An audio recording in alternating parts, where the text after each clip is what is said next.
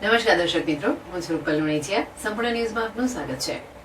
બનાસકાંઠા જિલ્લાના 4 તાલુકાના 70 થી વધુ ગામોના તળાવ ભરવા માટે સરકાર દ્વારા 592 કરોડ રૂપિયાનો ખર્ચ કરીને 70 કિલોમીટર લાંબી થરાદ ચીપુ પાઇપલાઇન નાખવામાં આવી છે, જેને લઈને થરાદ તાલુકાના 15 ગામોના તળાવ ભરવાનું શરૂ કરાતા લોકોએ થરાદના ધારાસભ્ય અને વિધાનસભાના અધ્યક્ષ શંકર ચૌધરી અને સાંસદ પરબત પટેલનો આભાર વ્યક્ત કર્યો હતો.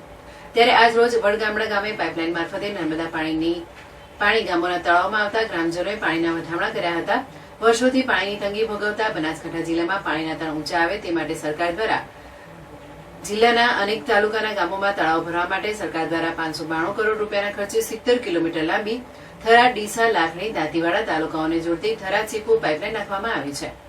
થરાદ તાલુકાના 15 ગામોના 47 તળાવ ભરવાની શરૂઆત કરાતા વિધાનસભા અધ્યક્ષ અને થરાદના ધારાસભ્ય શંકરભાઈ ચૌધરી અને સાંસદ પરબત પટેલ દ્વારા કરવામાં આવી હતી. ઉનાળાની કાળઝાળ ગરમીમાં ખેડૂતોને પાણીની જરૂર હોય છે, ત્યારે આજ રોજ થરાદના વડગામડા ગામે નર્મદાના પાણી આવતા ગામમાં ખુશીનો માહોલ સર્જાયો હતો.